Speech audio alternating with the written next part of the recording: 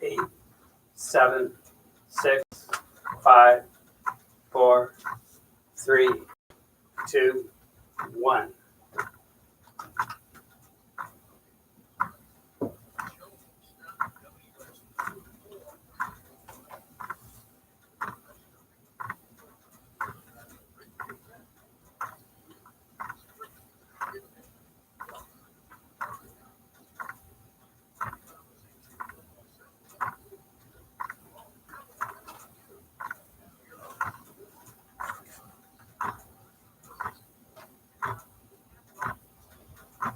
Back at the studio again and ready for a busy holiday season. Hi, Leanne. How are you? Hi, Ira. I am great.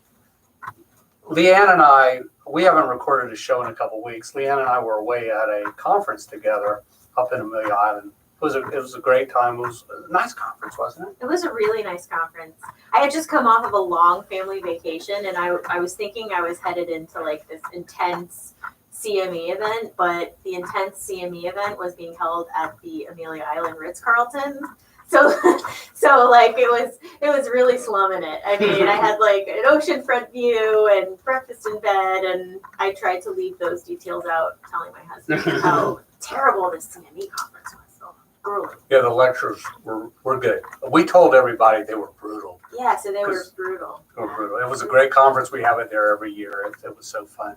I have a very special guest tonight on the show. Tell us about her. Our guest, I met her several years ago here in town, and I happened to be invited to a breakfast for the Inner Truth Project. At the time, I had no idea what the Inner Truth Project was, but I knew that Rabbi Matthew Durbin, who introduced me to this radio station, WSTU, right here, 1450.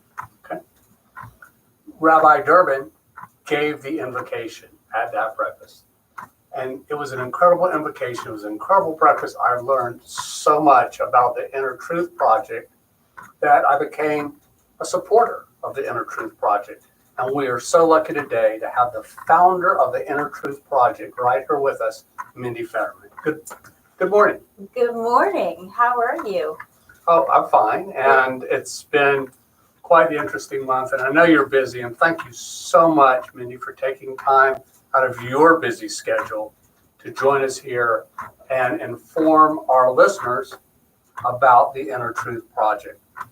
So, what is the purpose of the Inner Truth Project?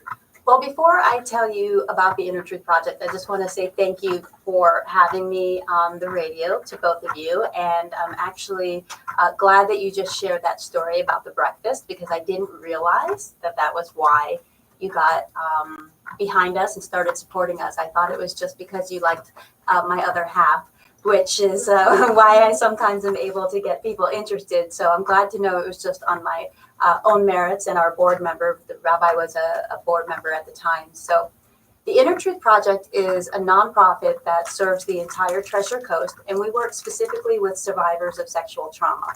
So what that means is that we work with anybody who's been raped, sexually abused, has experienced any type of sex trafficking, incest, really anything that's under the umbrella of sexual violence. And immediately when I say that, I think most people can envision probably a woman. But the reality is that 1 in 6 men is a survivor of some type of sexual violence before the age of 18. So a lot of the people that we work with are men as well. And unfortunately, a lot of the people that we work with are young.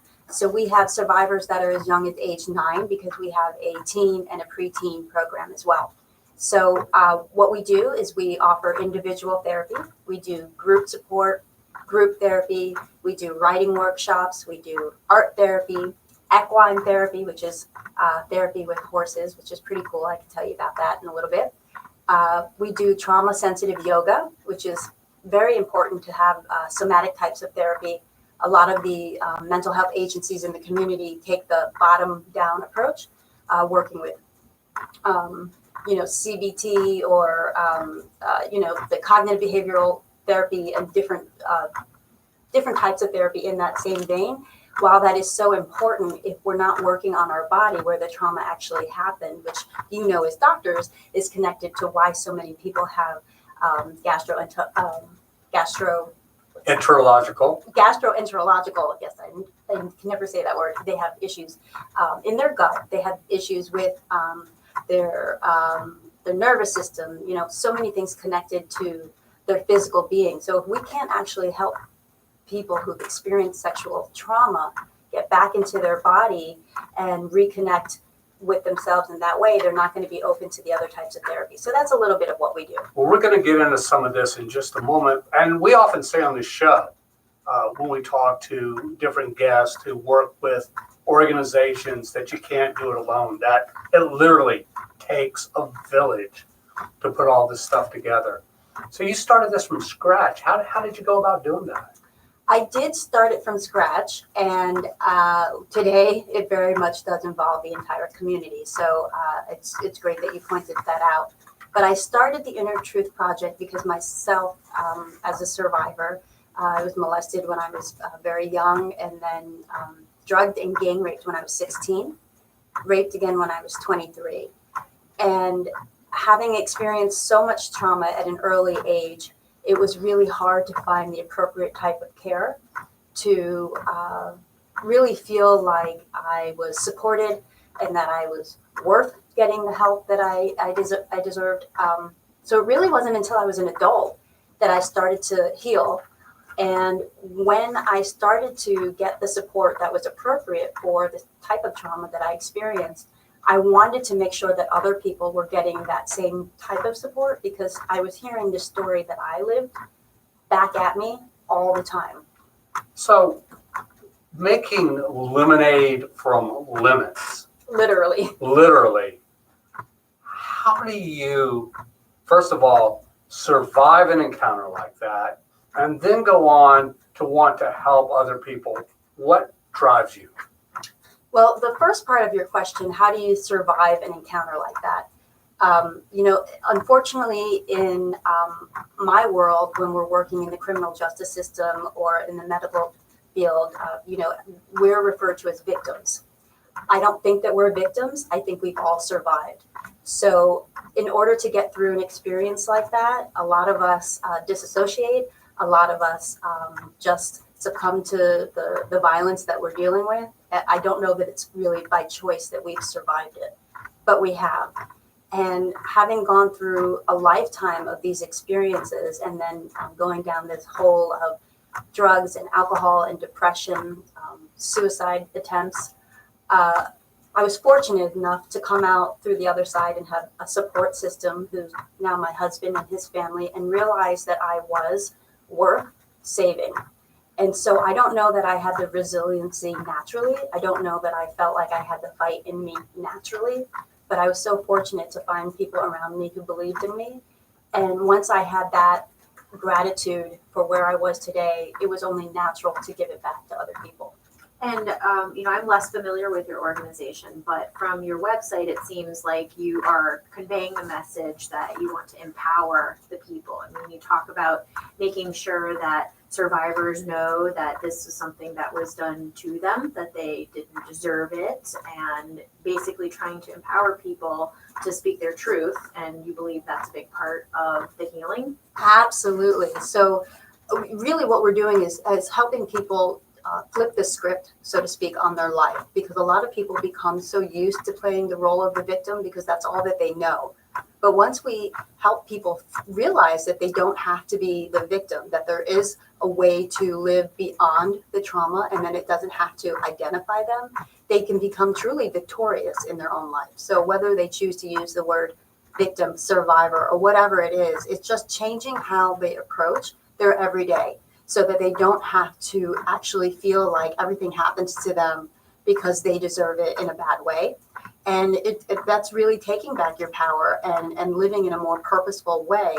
And there's nothing more beautiful than finding someone who's no longer ashamed to share what's happened to them because they realize it's not their fault and that they are now in charge of everything moving forward, so that they can take ownership of their life and feel proud of the decisions they're making moving forward without having to be ashamed about the past. Yeah, I noticed you use that word shame a lot in the website as well. And I think, is that what you, in addition to helping these individuals, is that what you're trying to do, is kind of change the public perception of sexual trauma and to help eliminate that shame factor for the people that experience it, and make people more able to tell their story without 100%. feeling that shame. 100%. So, even just coming on this show and saying the words rape and sexual abuse, molestation, incest, there may be people that turned off the radio because it's truly the most taboo thing that we can talk about. It is the underbelly of our society, but it is so incredibly common,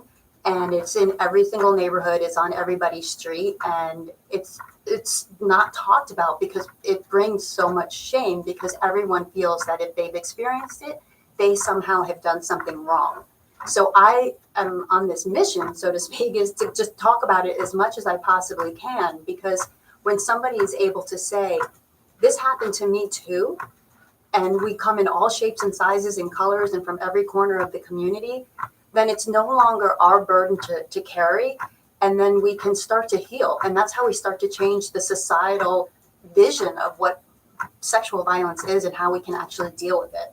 And I know Ira has been talking about having you on our show for quite some time, but we're really excited that you're coming on in this month because it's January. That's Sex Trafficking Awareness, I believe.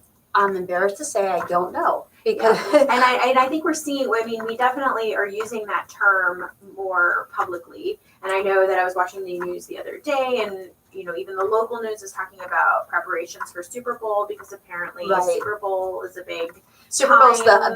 the largest trafficking weekend in the year. And a lot of people don't realize how much money it actually brings in. And I'm not 100% sure when the month is. I think you're right. I know we celebrate April as Sexual Assault Awareness Month. However, I just feel it's important because so many people do talk about trafficking. It's an important issue. It's a major thing in our community, in every community across the country. But people can't overlook the fact that it's still under the umbrella of sexual violence. And with that, what I mean is, don't look out into the community to kind of look at what the trafficking issue is. Look what's happening right in your couch, in your living room. Look at your family members, look at your close friends, because you may not meet anybody who's been trafficked, but I dare say you know somebody or have somebody in your close circle that has experienced either rape or sexual abuse. So we can't pretend that issue has been dealt with and is taken care of, and then move on to the bigger picture of the sex trafficking or human trafficking, because they go hand in hand, but we seem to not want to use those words. And just to let our listeners know and to remind them, it's much more common than you would think. 1 in 4 women have been sexually abused. 1 in 6 men have been sexually abused. And you think that abuse, it's rape, it's a stranger. Very often, and more common, it's someone you know, it's someone you've dated, it may be someone you're married to. But if you do not give permission to share your body with someone, it is considered sexual abuse. And do I have those numbers right? 1 in 4 You women? do. So everyone knows someone You do, that's been yeah. abused? And depending on where you get your statistics, they say 1 in 3 or 1 in 4. I always say it's 1 too many. But what I want people to keep in mind is that those numbers are based on reported cases. And just like this is, kind of out of the norm to be talking about, most people don't report. Most of the people that I work with today are people who have never reported to authorities. So think about how that actually changes that number. So do you see, that must be a really exciting part of your job, that maybe even people that are bringing a friend in feel comfortable to talk to you about something that's happened to them in their past. Do you feel like you are now sort of like a magnet for someone telling you the truth that they've never told anyone before? My son calls me the rape lady, and I'm honored. I'm really honored that people trust me. They trust people that are connected with our center, our board members, our volunteers, because they know that when they come to us, we're not going to shame them, we're not going to re-victimize them, and that we're going to get them the support and the help that they need. But it's not something that ever gets easier, and I wish that I didn't have a job. So if that makes sense, it's the story that I wish people didn't have to tell. It's the organization I wish people didn't have to be a part of. So can you tell us a little bit about how you got started? In other words, I mean, in your particular issue, it was your personal story that you were, but I mean, I think this is a really inspiring guest because basically we're talking about anybody who has a passion and decides, you know, from a ground roots or whatever that word is, approach. From Grassroots, ground level. There ground we go. level, she did it. Guys, All her. do not have 3 children.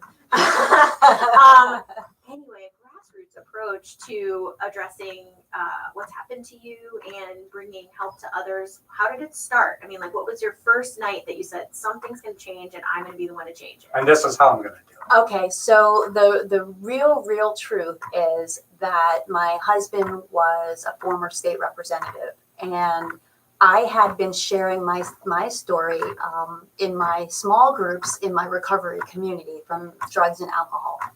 And I had become very passionate about sharing it because when I did share very honestly and very candidly, which I never really had a problem with, I always had people tell me, you just shared my story. So I knew that it was part of me, but I would much rather work in the mall and get a discount on shoes. So, my husband was serving in office, and there was legislation that came across his desk about survivor rights and changing the statute of limitations for survivors. And he said, Mindy, I really feel like if we can share a part of your personal story, it will give some meat to the language of this bill, and people will understand this isn't just a bill, this is real life. And he asked, do I have permission to share? And in a very naive way, I said, absolutely, because I wanted to support him and I thought that the bill was important. But I didn't really understand what it meant for a state representative to share information. So he's an incredible writer. He wrote an email with part of my story and sent it out to his first set in his email list, which was 5,000 people. I did not know that. And it was really a watershed moment because the emails that were coming back were, you just told my mother's story. You just told my wife's story. You just told my story.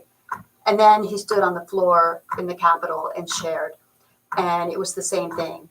And it was kind of like, wow, if a state representative's wife who, goes to all of these ridiculous, events and stupid dinners as the quote unquote politician's wife and wears the suits and has the pearls can stand up and say, I'm a drug addict. I'm a rape survivor. I was sexually abused, but it's okay. Then anybody can say it. And fast forward, he was invited to be the keynote speaker at an event and he couldn't make it because he was in session. And he said, well, I really think that you should have my wife come. And they said, no, we really want somebody with name recognition in the community. And he said, no, I think you need to have my wife.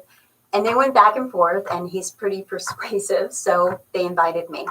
And I was supposed to be his proxy and give the state of the state, or the state of the county, really. And what I did was get up and share my story.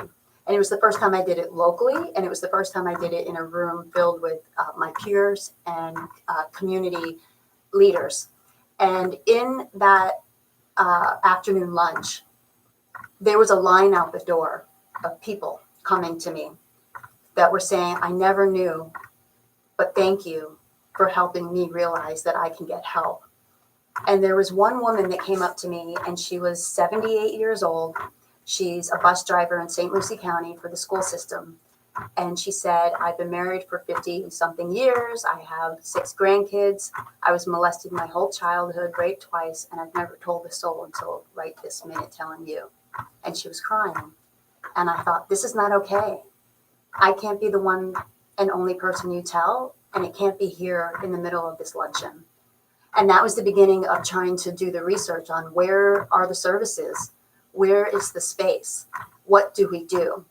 And I thought, I can go around and share my story, but it's ripping people's Band-Aids off if we're not actually going to have a what's next. And that was the beginning. Wow, that is such a story. And you are so empowering. But I know you've got a team, and now you've coordinated a team of people over the last several years. Tell us about your team. My team is incredible. They're way, way smarter than me. So I'm not believing that for a second. It's really true. I could not do anything without them. And I depend on them a lot. We do a lot of fundraising. We do a lot of outreach in the community. We do a lot of education, putting together presentations for parents who want to know how to prevent these types of things from happening in their home, or how to, more importantly, prevent, well, I don't know if it's more important, but to also prevent re-victimization, because the statistics for people who've already been sexually violated to have a second or third reoccurrence is very, very high. So we do, as a team, we do a lot of outreach. And then we also have a program that I'm extremely proud of, and the entire board works on it. It's called What's on Tap. And it's TAP stands for Train, Acknowledge, and Protect. And it's about drug-facilitated sexual assault, because we have an issue here, just like anywhere in the state, where people are drugging drinks or getting people overly intoxicated and taking advantage of them. And I think people think this is only something that maybe will happen in Miami or in a college town, but it happens all the time. And it's something we were hearing stories from law enforcement. We were hearing stories from the ER. So we put together for about 2 years, with a lot of research, a manual about what these drugs are, how they affect your body, and then how people can be effective bystanders. So our team goes out and we train bars, and then we get other volunteers to take the training, and then they go out and train. So it's a great way to get a free drink, because when you do the training, usually the bars will feed you and give you beer. And it's a great way to just hopefully save one more person from being drugged. But the team is remarkable, and we have survivors that call all day, every day. So this is certainly a passion. It is my life passion, but I could not do it without the people that support us. Now you have social workers on your team, PhDs on your team, even yoga instructors. Yeah, on do you your have team. like a headquarters? Yeah. I mean, do you have a physical location? Right. So the center is in St. Lucie West is our main location, and then we do have locations in every city, every county rather, in Circuit 19. So we try to make it accessible for survivors all along the Treasure Coast. But our main hub is in St. Lucie West. And then we also have an online presence where we have a support group that's available 24/7. And we have people from even other countries that are on there. We have over 100 survivors on there. We do have mental health providers, but they're not on our staff. So they come in and do different support groups or individual therapy, but we don't have the funds right now to have somebody on staff 24/7. So hopefully one of your listeners will say that they want to help us with that, because we're always looking for support funding wise, because we really have grown, especially after the Me Too movement. I mean, it's just, off the chain how many people are calling. So instead of us having to piecemeal all of our services, we'd really love to have people on staff. And where do you get your funding? So our funding, thank you for asking, is primarily from two main sources, the United Way of St. Lucie County and the St. Lucie County Children's Services. And they cover our teen program, which again is for 9 all the way up to 19, and then also all of our parent program. And then the rest is private donations, family foundations, and then our fundraisers. And we're going to talk about fundraisers. If you've just joined us, we're talking with Mindi Fetterman, founder of the Inner Truth Project. Your mission is incredible. It's to offer therapeutic services to survivors of sexual trauma and education and prevention strategies. When we come back from our break, I'd like to talk about some of those prevention strategies and go through each of the programs that you offer. And let's try and educate our listeners further about the Inner Truth Project. We're going to be right back after a short commercial break. Thank you. Pretty amazing. Thank you. Awesome. Is this going, I want to, we're kind of letting you guide us. Yeah, no, it's I've great. got But I mean, I should have warned you. I could talk for hours. We want you to. No, that's fine. And It makes our job and so the easy. stories really help Okay, good.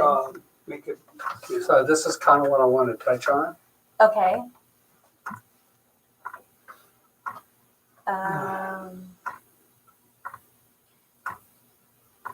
Okay. Perfect. Well, good. Yeah, you know what? Instead of this one, What's on tap? No, the power is mine. Oh, Maybe I can tell you more about our individual support groups because we have different groups for different populations. okay, let's scratch that and go with individual support groups.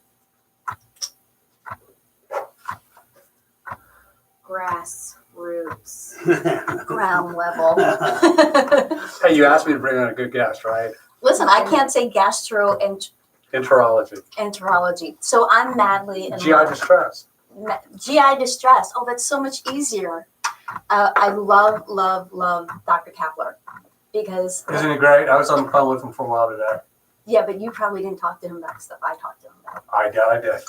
I mean, I went in for my appointment and I was just like 45 minutes later, his head was spinning because I had like a million questions about poop and trauma. And like, then I just ended up sharing like everybody's story with him. And this one's got this problem, this one's got this problem. But he was so patient. He was so funny and so kind. And I was just like, this is my favorite guy ever. You ready? So the next Can you talk segment, about poop 24 minutes, 25 That's minutes. pretty What do you want to do? 25 is good. You want to do a We did 25 minute? 24, and so 24 and 25, I think just adds up just. All right, let me stop and reset my,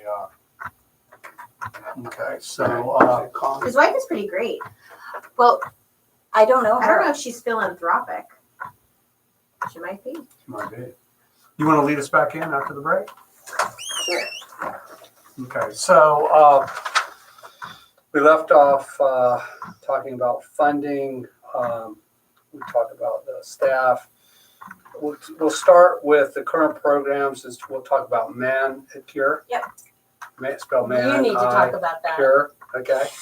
About how, yeah, Let me just lead you back in. It'll work. okay, leave me back in. Yeah.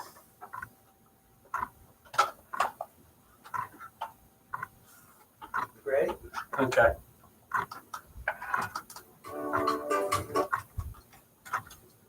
Welcome back. You are listening to The Paradox, and our show today is titled You Can Handle the Truth. And we are speaking to the founder of the Inner Truth Project, our special guest, Mindi Fetterman. And before we took our break, you were talking to us about the mission of the Inner Truth Project and getting ready to tell us about some of your special projects. So Yes. what are those? Okay, I'm going to tell you, but I just had a realization. Is it paradox or paradox? Well, there was a pair of docs, there was a pair of docs, so we had to become the pair of docs. Yeah, isn't that Like it's paradox. funny? Yeah, it's That's very punny. Yeah. Okay, got it. I like All it. of our Original name shows is fun. are pretty funny. I understand. All right, well, now One I'm going is to tell more you the funny than truth. the other. I'm One of gonna- these paradox. So, okay, what was your question?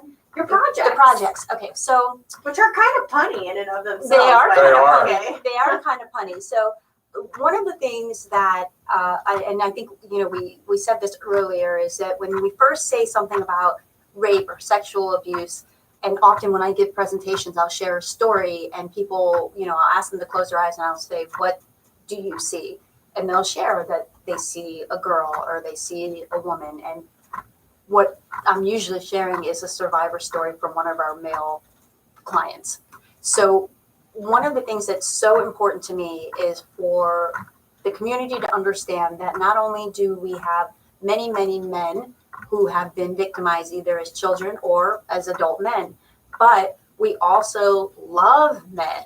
So I think that there has been a little bit of a backlash with the Me Too movement that people think all men are bad and that women need to stop having relationships and friendships with men, and nobody really knows this new kind of how to be in the same room or work with men.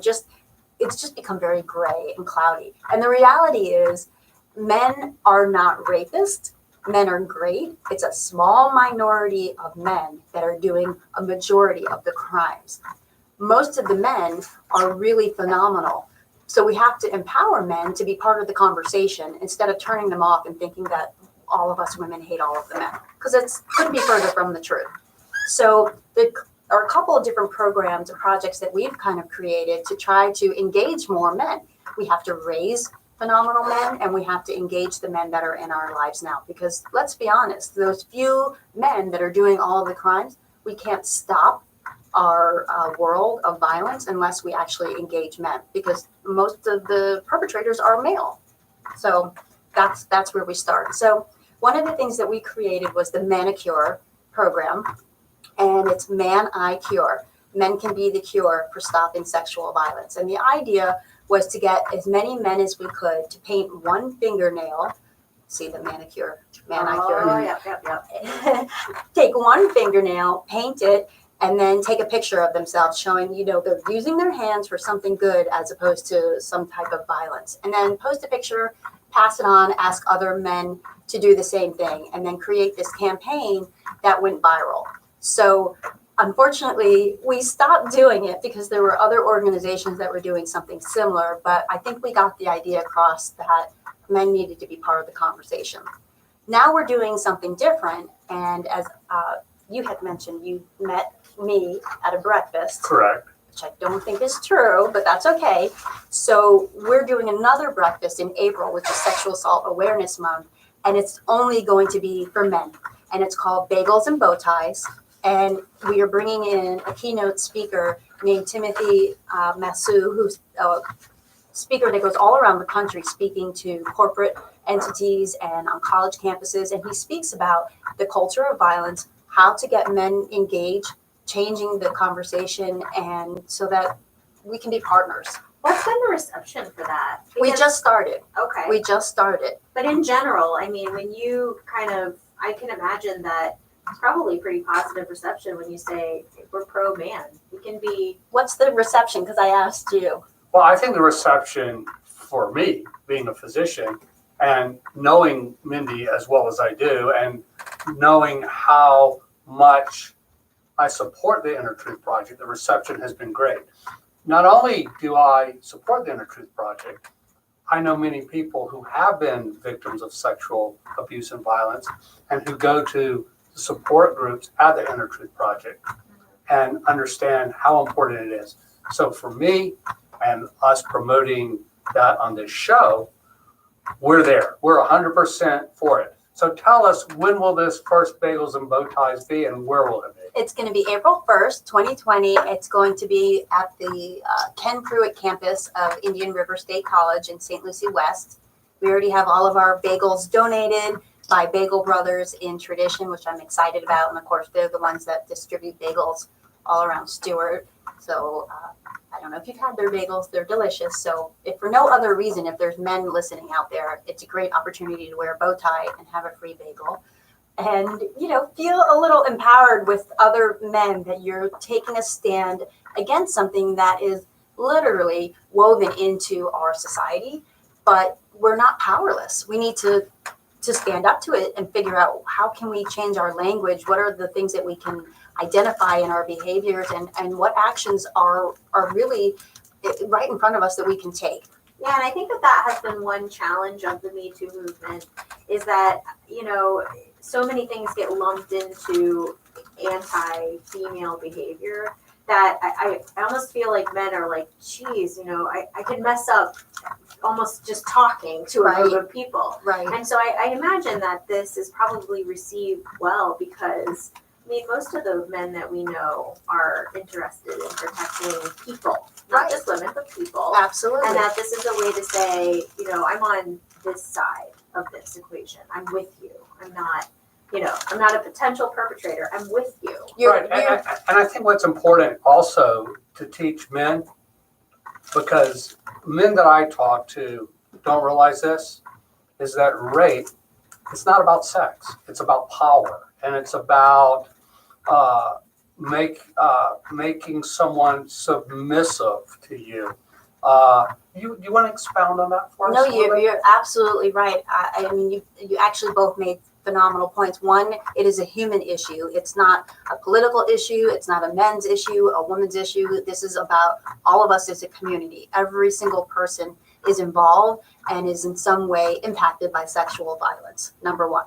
Number two, absolutely, rape is about power and control, and it is about making somebody submissive, and it's about not respecting boundaries or making somebody who may not have a voice or is vulnerable feel like they are less than.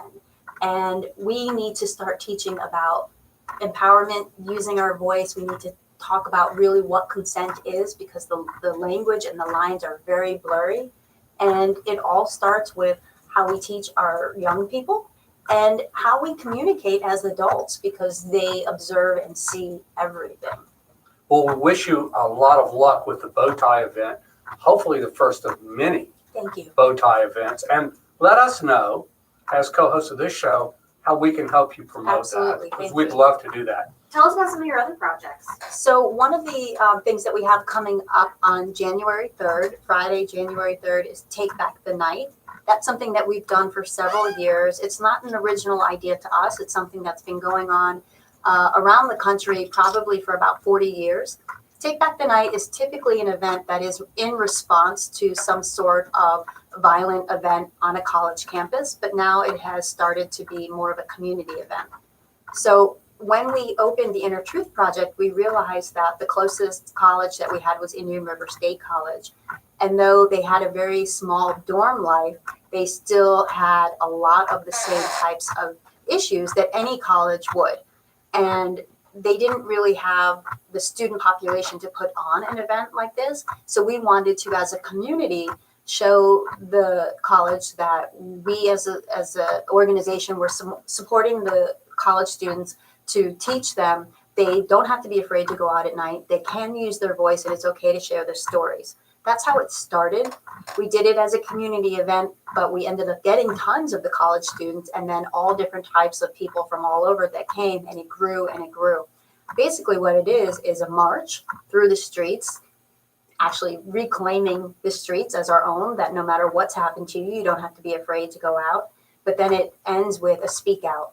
And it's really kind of nerve-wracking because it's not planned. There's no agenda. There's no speeches. I just get up and I say who I am and that, we've rented this space for the next hour. So anybody here who wants to break their silence for the first time, this is a safe place to do it. And then I just hold the microphone and I wait.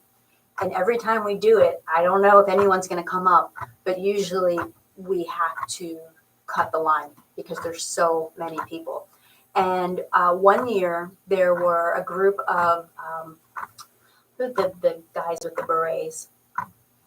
Not Hell's Angels. No, but they're a similar organization. I can't remember, but they had heard about our organization. They said, we want to come just patrol, make sure you don't have any issues as you're marching through the streets. And I said, well, we have the sheriff's office and we have 2 police departments, but if you feel that it's necessary, come. And so they came and they were all tatted up and they were huge guys and in leather and, hair down the middle of their back. They were some rough looking dudes. And they patrolled our march and we were chanting and yelling. And then at the end of the march, we came back inside and 1 or 2 people took the stage. And I see this guy in the back with his, his leather vest and his leather boots and he's got his arms crossed and he just has this very stern look on his face. And all of a sudden he comes marching up to the stage and I don't know, if there's something wrong, if maybe there's someone that's, going to hurt me, but he comes towards me and gets on the stage and takes the microphone and he says, we came out here tonight to protect all of you marchers, but we didn't even know what this event was about. But after listening to all of you come through the march route and share what you were marching about, and after listening to these stories, I feel compelled to finally break my silence. He's shared how he'd been molested as a child and his wife never knew and how it had affected his whole life. And he said, but look at me now. No one will mess with me today. And then he just had these tears rolling down his face. And it was quite a moment. And after that, everyone just broke out into hugs. And one after another, people started coming up to the stage. So every year it's been like that. You never know who's going to come on up. I hear amazing stories every time I'm with you. And that now I've got tears in my eyes on that one. So tell us about the image of hope. So the image of hope is really special to me. As a survivor, I can attest that firsthand. The mirror is like my nemesis, or it has been. And so looking in the mirror, I've always seen shame and guilt and ugly. And it's been a lifelong process to be able to look at the mirror and see myself and like what I see. And what I've learned over the years of doing this work is that a lot of survivors feel the same way, because it's not just about the shame of the experience that we've had, but there's a lot of somehow my body caused this or my actions created this. So looking in the mirror is very much looking at your own enemy. And what we realized was that if we started to give people the opportunity to do mirror work with therapists or through writing and change the script about what they told themselves while they looked in their mirror, it could be very powerful work. So we started doing that. One of the first things that we did was we had our survivors write down what they saw when they looked in the mirror. And then they had to read it to themselves while looking in the mirror, while we had a photographer take their picture. Then, as the pictures were developed, each of us went around the room and shared what we saw in that person, reading their story, looking in the mirror. I hope you're following me at this point. And then what was so fascinating was the juxtaposition of the beauty we saw in each other and the hate that we saw in ourselves. And it was the beginning of understanding that we're living a lie. And maybe we can begin to see ourselves how other people see us. So it's very powerful. It's very difficult. We have a huge mirror in our center. Most of our survivors call it the beast, because it's something that we refer to all the time as part of our work. I imagine a lot of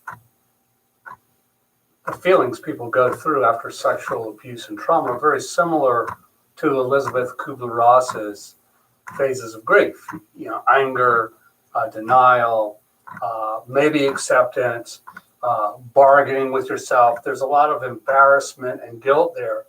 And reading through your website, you mentioned this. We're going to talk about the support groups in a second, but what I found interesting and never really realized is that some people will not talk about their sexual trauma or their rape because they feel like they were aroused during the actual incident. But that's a physiologic response and not necessarily an emotional response. And that's a normal reaction, not a bad reaction. It doesn't make you a bad person. Can you address that a But little bit people further? don't know that unless they begin to talk about it. So that is one of the really big issues that we talk about all the time, especially with men, male survivors who actually have an orgasm during the violent attack. Your body's going to respond the way your body's going to respond. That doesn't mean that you asked for it, that you initiated it, that you enjoyed it. But it's hard to separate what your body does and what your brain tells you.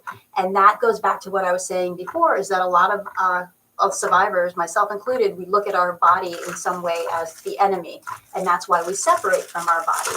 That's also why a lot of survivors turn to alcohol and drugs and self-injury and eating disorders and all kinds of processing disorders, because it's a way to numb the body, which we think is somehow our perpetrator ourselves, because we were somehow involved in the situation. Medically, Leanne and I would call that disassociation. Yes. So there's a lot of disassociation there. Yeah, and I think that, Oprah talks about that with her experience too. It's like the younger you are, the more confusing all that is, because this may have even been the first sexual experience they ever had, and it can affect them lifelong because they don't even know what a normal body, Correct. if you want to say that. Well, and supposed to do. that's something that I've often shared in longer conversations with people. Is I grew up in a physically abusive home. So my mom physically beat me almost every day.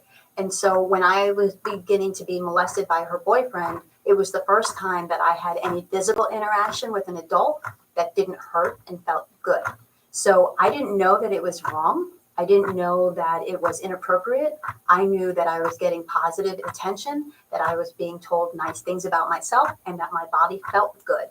So as I got older and I started to have the guilt and shame because I was told that it was bad, what happened was wrong, I thought that was the only way I could get love, that was the only time that I was good. And somehow it was all connected to how my behavior was going to develop over time. So not only does trauma affect the way our brain develops and also change, again, I'm not going to try to say the words I can't pronounce, but all the things that happen in our body. But it changes also how we interact in our relationships, because those things are sealed in our memory and in our personality so early on, based on, the feelings that we have in our body, and we don't know that they're wrong. So I would imagine, and correct me if I'm wrong, that the foundation of what you do is what I want to talk about next. And that's the individual support groups, because that's where the healing process actually occurs. I mean, we can talk about all the events and all the speeches, but until you get in there and actually work on yourself to try to heal yourself after a traumatic event like this, it's very difficult to move forward. So let's talk a little bit about the individual support groups. Where do they meet? So the support groups are primarily at our center in St. Lucie West, but then we do have them in Martin County, Okeechobee, and Indian River. And other than our teams, which is led by a licensed clinical social worker, and then also our parents group, which is led by a therapist, all of our groups are peer-led. And why that is so important is a lot of people have been to therapy or are very intimidated by the hierarchy of being with a therapist. But when you're with a peer, nobody is better than anybody else. You're all on the same page, supporting each other. And it's the first time you can walk into a situation and understand everybody in this room understands me. Our details may be different. Our stories may be completely different. But the shame, the guilt, the secrecy, the pain, the coping, not coping, it's all the same. So I always say that the secret sauce is really in the support groups. And what I have seen over the years is it's amazing. It's so much bigger than me, because all of these survivors, they support each other. They have their own little groups on the side where they get together and they do phone calls together. And, so many people who have experienced sexual trauma, it's not just one little silo of their life. It affects their finances and education and self-worth that just, is in so many different areas. So when they're in a support group, they help each other in all of these different areas too. Like, I need a ride, I need a babysitter, I don't know if I can go back to college. Yes, you can. All of this support it's bigger than what you would get just one-on-one with a therapist. And that's not to say that a lot of these people should not also be working with a therapist, and a lot of our survivors do in conjunction with the group. So are these services free? Absolutely. All of our support groups are free. The parent groups, the partner groups are free. The only thing that we charge for is our individual services, and that's based on the therapist that we work with and on a sliding scale, but we'll never turn anybody away. And as far as our groups, we have our men's group, our women's group. We also have a group for the LGBTQ plus community, because they have the highest rates of sexual violence than any other individualized group of people. We also have a military sexual trauma group, because as we know, unfortunately, there's lots and lots of sexual violence in the military, but they speak their own language. So they have their own group as well.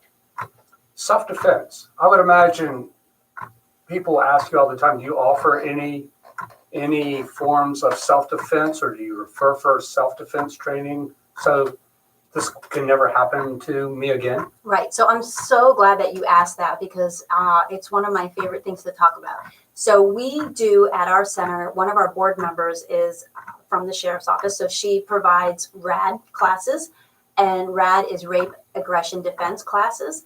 And they're very informative. It's very good to always be educated about how you can protect your body. However, that being said, I always tell people, and I especially love going to college campuses and doing this presentation, I always ask the women, how many of you have been told you have to walk to your car with your keys, or you have to park under the light, or walk with a buddy? But none of the men know what I'm talking about, because we do all of these things that are still in the whole vein of victim blaming, because it's about what we need to do to keep ourselves safe. But if we don't do those things, and God forbid something happens, then it's our fault. Why were you out by yourself at night? Why were you jogging down that path? Why didn't you have your keys in your hand? So we need to not be so focused on all the time how we're supposed to be defending ourselves, but how do we teach people not to rape? So I think it's important to have the self-defense classes, but it's also really more important that we have the conversation about how do we change people's behavior in society. They need to go hand in hand, because otherwise it's always our fault and our responsibility. And it's not our responsibility that we do or do not get raped. So I would imagine people call you and say, is this for me? I'm confused. I don't really want to sit through a long meeting. I'm not ready to discuss what happened yet. How do you ease people into the program that are on the cusp? We get a lot of phone calls. I particularly speak to a lot of people who say, I don't know if it's right for me because my story is probably not as bad. Not as bad. I've heard that so many times. Right. And so I always tell people your worst is your worst. And it doesn't matter if it was by a stranger, a family member, if you had 5 different situations. That is your story and you are worthy, whatever it is. Do not compare. And we have an opening that we read at every group. And one of the main tenets of our group rules is do not compare your story to anybody else's. Your trauma is your trauma. I also have people who call and say, I don't think anyone's going to understand. It's so outlandish. No one's going to believe me. The first thing I always say is, we believe you no matter what. Because unless we start there, everything else is irrelevant. We've had people that have been subjected to being in cults and lots of gang rape and, crazy stories that people wouldn't believe. So I try to let everyone know wherever you're coming from, whatever your situation is, it's okay. The other thing is we typically talking about this in the community get responses that, oh, that sounds so horrible. It sounds so depressing. I don't know if I want to go there. Our center is about celebration. It's mostly laughing and eating and inappropriate jokes. And, these are people that are coming together because they want to support and heal. It's not about sitting there licking our wounds. So if you feel that you have been abused, if you feel that you need help, or if you would just like to learn more about the Inner Truth Project, you can find out more by calling 772-200-4599. You have been an amazing guest. We cannot wait to have you back. Thank you so much. Thank you. Thanks. Thank Wow, you. really, really great. Great show. Thank you. Such a I great need show. another whole hour. Well, we can do that. We covered a good bit.